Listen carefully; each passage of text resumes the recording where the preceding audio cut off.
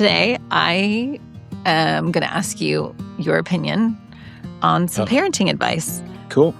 And I think it may be a little bit controversial for you because I do know your feelings on some things. So let's go. Kids should always be happy.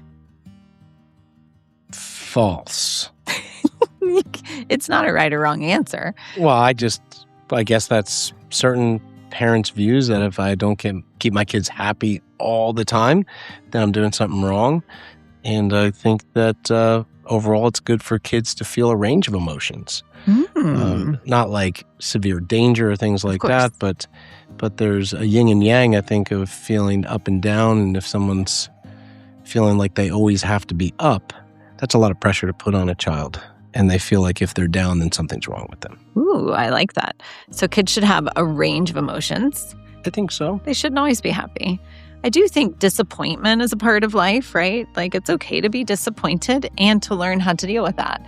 It's okay to feel sadness. It's okay to feel, like you said, anything you need as long as we navigate it. Now, this week this week was a big feelings week in our house. Do you remember Monday morning? It was like, the kids. Okay, they had such daylight a big savings time. Criminal. Done. I don't know who invented that, but they're done. It's a big hour. Springing ahead. Whew, losing that. So, everyone was exhausted. We had a great weekend. Best friend called in sick to school. And, they were just tired. They didn't want to go. And it was a short week. Spring break is, all of the things. Like these kids should have been top of the world. And instead they were super poopy. And everybody had big emotions. And the lesson of that day was, you can have big emotions. You can feel whatever you need to feel. And we're going to express them and not transmute them, right? Because it's contagious. Energy is contagious. Same way, if we're in a bad mood, the kids will get in a bad mood. If they're in a bad mood, so on. So feel all the things. Share your feelings. And let's work through them instead of completely embodying them and blowing them on everyone else. Setting the benchmark to always be happy, I think, is a really dangerous plan. Not always strong, not always happy. Sometimes we feel weak, sometimes we feel overwhelmed.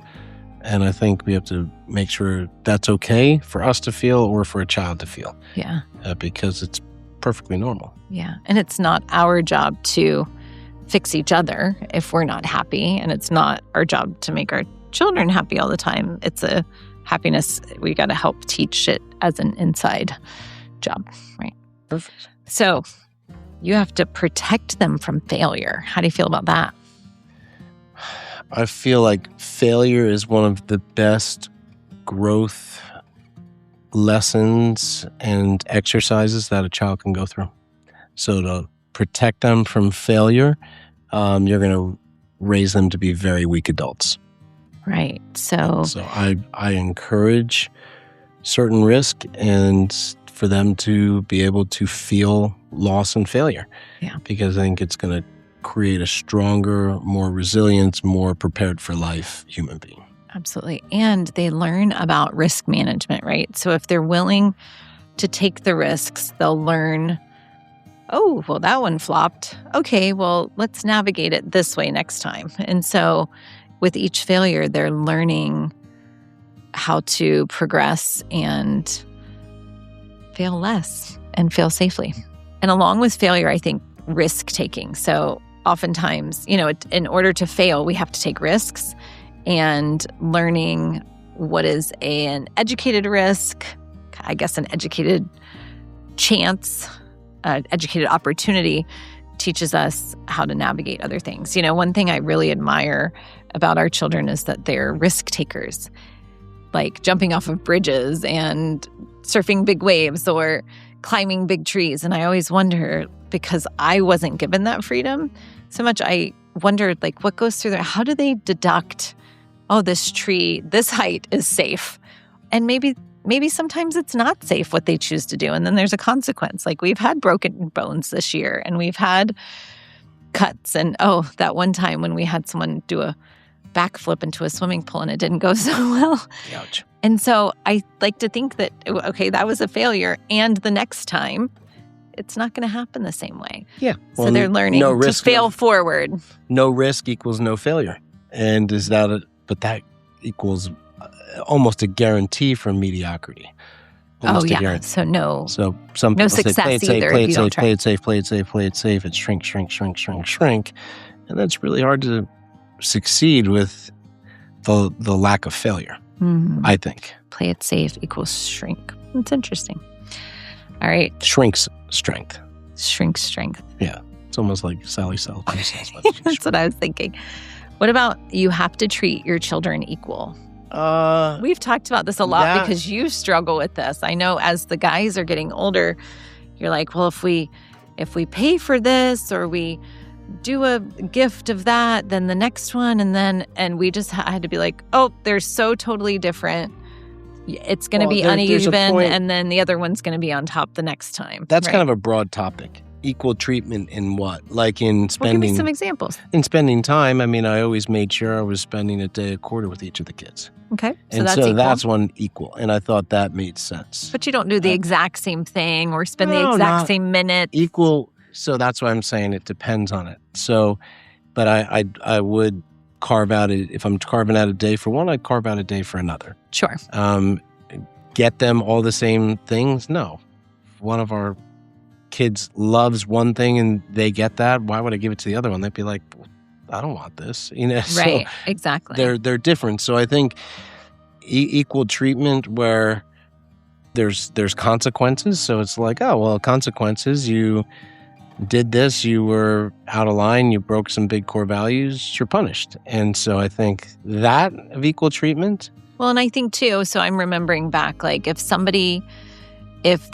children in the home have electronic devices and somebody doesn't use theirs wisely, they go outside of their boundaries, they lose it. And so then maybe a younger sibling has an electronic that the older sibling doesn't have because they didn't make good choices.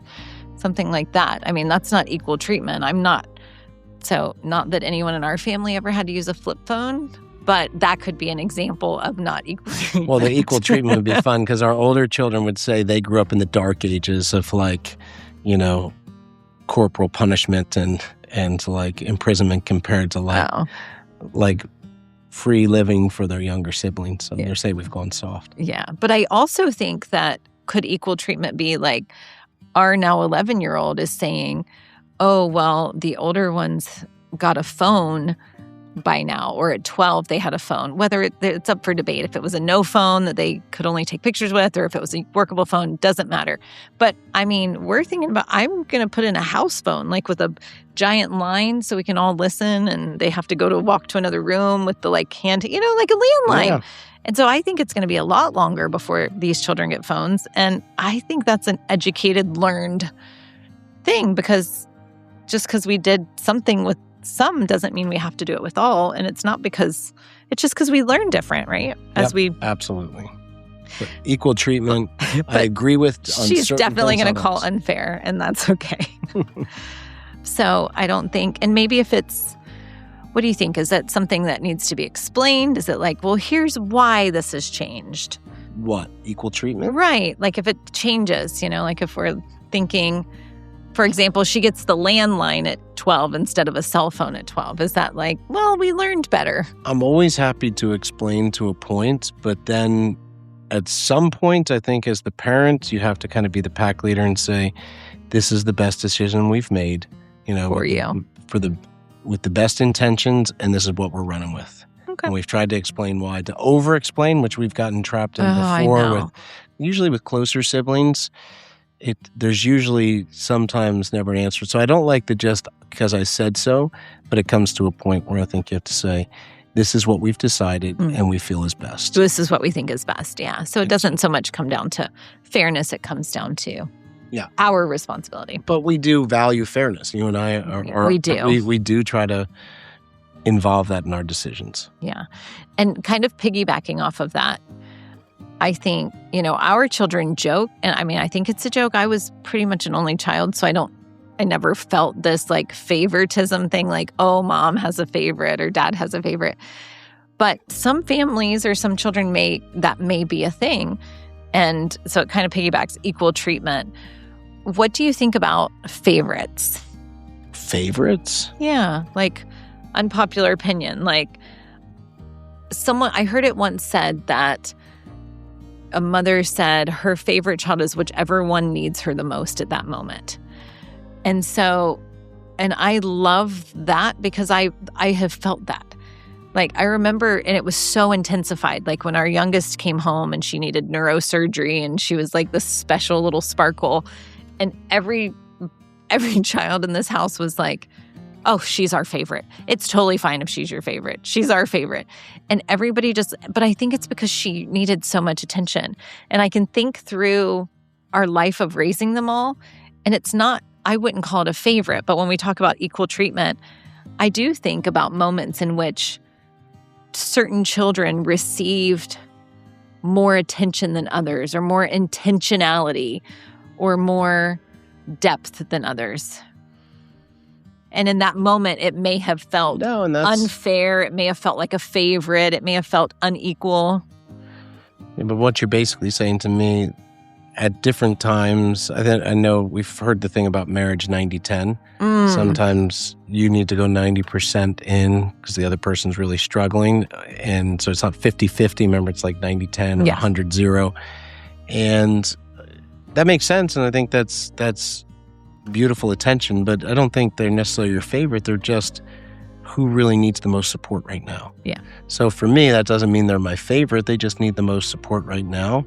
And I think the problem with identifying favorites or saying this person's my favorite, I mean, we only joke that our bulldog is your favorite child. Well, I mean, that's true. And so I think that I look on the far side of things, where obviously I had a very good friend and mentor who lost a brother at a young age. He got hit by a car, and his mother had some mental problems, and for the rest of her life, she told him she wished it had been him and that he was her favorite, the one who had passed away. And so maybe I just have a strong tie to something of negative with favoritism. To not be favorite, okay. And so that story has always stuck with me for years, and that's pretty severe. So I think that way to bring it down. I'm not trying to bring it down, but I think the way you're saying is really supportive and loving, like, hey, they're getting my biggest light right now because they need the most help. Yeah, which may feel unfair or unequal. And you may have that mom guilt or that parental guilt of like, oh, my kids aren't getting equal treatment. But I just think, suck it up, Buttercup. You're not all going to get equal treatment. No, but I think that also if you're showing up for everyone when they need you most, then everyone's going to get a turn. Then they appreciate it, and you get a turn. And like, again, we've worked with some people at the retreats who what came up in big conversation was they had a brother or sister with special needs.